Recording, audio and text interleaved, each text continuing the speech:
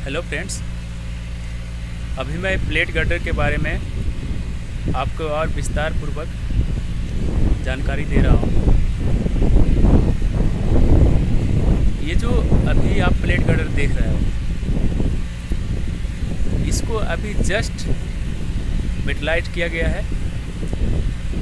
Metallising means सबसे पहले sand blasting करते हैं या फिर कॉपर स्लैग या फिर चिल्ड ग्रीट आयरन ब्लास्टिंग करते हैं। ब्लास्टिंग का मतलब होता है कि कोई भी सरफेस पे जो भी पहले से कोटिंग हो, उस सरफेस को अच्छी तरह से एक्सपोज करना। यदि स्टील गर्डर पे पहले से पेंटिंग किया गया हो तो सारे जो पेंट है वो अच्छी तरह से एक्सपोज होने चाहिए, अच्छी तरह से पेंट्स जो है वो निकलने चाहिए, ताकि जो स्टील है वो उसका जो कलर हो नेचुरल कलर में, उसके स्टील कलर में, ग्रे कलर में आ जाए। उसके बाद हम उस पर मेटलाइजिंग करते हैं। मेटलाइजिंग में एल्युमिनियम स्प्रेड करते हैं।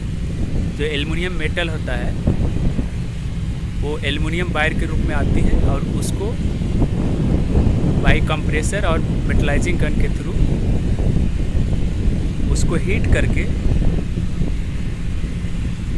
जो एलपीजी होता है उससे हीट करके, एलपीजी के माध्यम से मेटलाइजिंग गन के थ्रू वो जो मेटल सरफेस होता है उस पर स्प्रेड करते हैं। वो भी इवेनली, मतलब एक समान रूप से। और उसका जो थिकनेस आना चाहिए कोटिंग का, मेटल कोटिंग का, वो 150 माइक्रोन से ऊपर होनी चाहिए। तो उसको ड्राई फिल्म थिकनेस बोलते हैं, जो कि एल्कोमीटर से चेक किया जाता है। उसके बाद मेटलाइजिंग होने के बाद हम उस पर पेंटिंग करते हैं। पेंटिंग में सबसे पहले हम प्राइम कोट लगाते हैं, प्राइमर, जो कि जिंक क्रोमेट प्राइमर होता है येलो कलर का। उसके बाद हम एल्युमिनियम पेंट, जिसका 2 कोट लगाया जाता है। और इन सब पेंट का एक सर्टिफाइड थिकनेस होता है 15 to 13 माइक्रोन, 30 माइक्रोन। और ये सारे पेंट जो होते हैं वो आईएस कोड पे बेस्ड होते हैं, जो कि आरडीएसओ के द्वारा अप्रूव्ड किया जाता है। तो पेंटिंग, मेटलाइजिंग या फिर कोई भी काम हो रेलवे का, उसमें हम ऐसा नहीं कि कुछ भी लगा सकते हैं या फिर कुछ भी कोई भी मटेरियल जो है वो हम अपने मन से लगा सकते हैं। उसको हमें आईएस कोड के हिसाब से लगाना पड़ेगा, और वो भी आरडीएसओ के थ्रू, आरडीएसओ से अप्रूव्ड होना चाहिए। जो आरडीएसओ जो भी गाइडलाइंस है और उसमें जो भी आईएस कोड मेंशन होता है उसके अनुरूप कार्य किया जाता है। तो ये जो गर्डर से उसको मेटलाइजिंग करने के बाद एल्युमिनियम पेंटिंग कर दिया गया है। और अभी इसका जो स्ट्रक्चरल ड्यूरेबिलिटी है वो इन्हेंस हो जाएगी एटलीस्ट 10 to 15 ईयर्स। जो क्रोजन से प्रोटेक्शन है वो काफ़ी बढ़ जाएगी। तो क्रोजन से प्रोटेक्शन का एक बहुत अच्छा मेजर्स है, उस पर हम एल्युमिनियम कोटिंग करें, मेटलाइजिंग करें, और उसके बाद उस पर रेगुलर पेंटिंग हो हर एक 3 ईयर्स और 5 ईयर्स इंटरवल में। इसके अलावा हम प्लेट गर्डर्स में जो अलग अलग वर्क करते हैं, लाइक स्ट्रक्चरल रिपेयर वर्क्स, जिसमें कि हम कोई भी मेंबर हो जो कि ज़्यादा ख़राब स्थिति में हो, बेंड हो या परफोरेशन हो, ज़्यादा पीटेड कोरोजन हो, तो उसको हम रिप्लेस करते हैं नए मेंबर से। या फिर कुछ मेंबर जिसमें कि स्ट्रेंथनिंग किया जा सकता है, उसमें हम एडिशनल कवर प्लेट्स या फिर कवर एंगल या जो भी स्ट्रक्चरल मेंबर्स हम उसमें यूज कर सकते हैं, उसको हम लगाकर उसके साथ अटैच करके उसको स्ट्रेंथनिंग करते हैं। उसके अलावा हम यदि रिबिट्स हैं और रिबिट्स ज़्यादा कोरोडेड हो गए हैं, मीन्स उसका जो हेड है वो 50% से ज़्यादा लॉस है, तब हम उस रिबिट को रिप्लेस करके नया रिबिट लगाते हैं। तो उसमें हम रिबिटिंग का वर्क करते हैं। और इसके अलावा हम नॉर्मल पेंटिंग करते हैं, जिसमें कि मेटलाइजिंग की ज़रूरत ना हो, जो रेगुलर इंटरवल पे लाइक 3 इयर्स और 5 इयर्स के बाद हम उस पर पेंटिंग करते हैं। उसमें प्राइमर कोट रेड ऑक्साइड लगाते हैं और उसके बाद एल्यूमिनियम पेंट लगाते हैं। इसके साथ साथ में हम कुछ एडिशनल वर्क भी करते हैं, like cleaning and greasing of bearings. जो बेरिंग्स होती है उसमें हम लोग क्लीनिंग एंड ग्रीसिंग करते हैं। ग्रीसिंग मतलब उसमें जो सिलिकॉन ग्रीस होता है उसका हम यूज करते हैं। कभी कभी हम ग्रेफाइट ग्रीस का भी यूज करते हैं। तो ये सब जो वर्क्स है वो स्टील गर्डर में किया जाता है। इसके साथ हम फुटपाथ वर्क भी करते हैं और कुछ इंस्पेक्शन लैडर है, इंस्पेक्शन अरेंजमेंट है, वो करते हैं। और स्टील गर्डर का रेगुलर इंटरवल पे इंस्पेक्शन किया जाता है।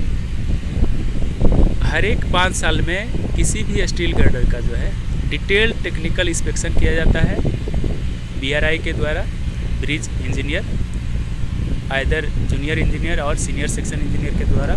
और उसके आधार पे उसमें जितनी भी डिफिशियंसी होती है, plate girder, open web girder या फिर कोई भी कंपोजिट गर्डर या फिर PSC गर्डर, किसी भी टाइप में जो भी डिफिशियंसी होती है उसको हम नोट करते हैं और एक डिटेल्ड रिपोर्ट बनाया जाता है। उस रिपोर्ट के आधार पे एक डिटेल्ड एस्टिमेट बनाया जाता है जिसमें कि ये मेंशन किया जाता है कि कितनी क्वांटिटी ऑफ स्टील, रिबेट या फिर पेंटिंग या जो भी डिफिशियंसी है उसमें क्वांटिटी मेंशन किया जाता है और उसका एस्टिमेट, हाउ मच कॉस्ट, उसमें कितनी कॉस्ट लगेगी उसको मेंशन किया जाता है। और उसके बाद एस्टिमेट को जो सैंक्शनिंग अथॉरिटी है उनसे अप्रूवल लिया जाता है और उसके बाद उसको टेंडरिंग के लिए भेज दिया जाता है। एक बार टेंडर होने के बाद कॉन्ट्रैक्ट दिया जाता है और उसके बाद लेटर ऑफ अवार्ड दिया जाता है। और लेटर ऑफ अवार्ड होने के बाद जो कॉन्ट्रैक्टर को वर्क अलॉट होता है वो कॉन्ट्रैक्टर साइट पे आके उस ब्रिज को, जो भी वर्क है उस ब्रिज में, उसको एग्जीक्यूट करता है with the help of JE SSC और ब्रिज स्टाफ के द्वारा। तो ब्रिज स्टाफ जो है, JE SSC और स्टाफ्स प्रॉपर मॉनिटरिंग करते रहते हैं ताकि ब्रिज का कोई भी काम हो वो प्रॉपर सही तरीके से हो, क्योंकि चूँकि ब्रिज जो है एक अपने आप में बहुत ही इम्पोर्टेंट स्ट्रक्चर है और इसमें थोड़ा सा भी जो सेफ्टी है उसको नेगलेक्ट नहीं किया जा सकता है। इसमें कोई भी मेंबर को कोई भी वर्क हो उसको नेगलेक्ट नहीं कर सकते हैं और इसमें जो भी वर्क हो उसको सही तरीके से और RDSO का जो गाइडलाइंस है उसको पालन करते हुए, रेलवे की गाइडलाइंस है, ब्रिज मैनुअल्स है, कोड्स है, उन सब को ध्यान में रखते हुए सारे वर्क को एग्जीक्यूट करवाना है।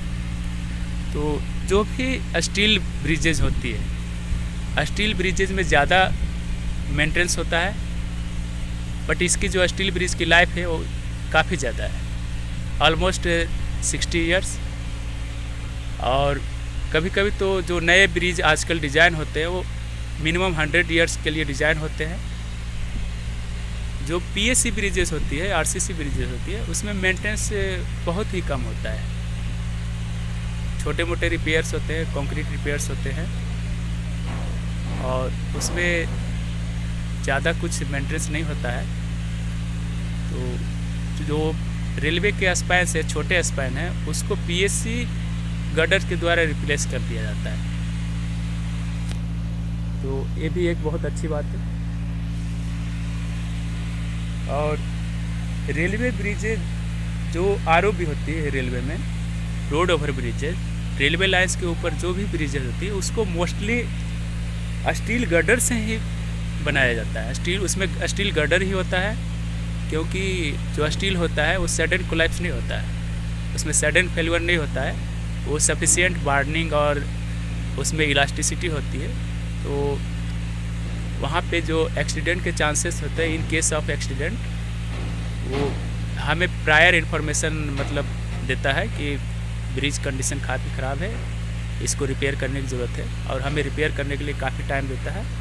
तो इसके लिए जो भी एज पर रेलवे बोर्ड के अनुसार जो भी RO-ब्रिज है उस पर ज़्यादातर स्टील ब्रिजेज ही यूज होता है, और वो भी मेटलाइज होना चाहिए, क्योंकि यदि मेटलाइज ना हो तो फिर बाद में उसको मेटलाइजिंग करने में काफ़ी प्रॉब्लम आती है, क्योंकि आजकल सारे सेक्शन ऑलमोस्ट इलेक्ट्रीफाइड सेक्शन हो गए हैं। तो उसमें OHE ब्लॉक लेना पड़ता है, जो कि एक अलग हैक्टिक वर्क हो जाता है। तो इन सब चीज़ों को ध्यान में रखते हुए रेलवे सारी स्टेप्स लेती है, सारे गाइडलाइंस इशू किए हैं, जिसको फॉलो करते हुए ब्रिज डिपार्टमेंट या कोई भी डिपार्टमेंट को अपना वर्क उनके अनुरूप एग्जीक्यूट करवाना होता है।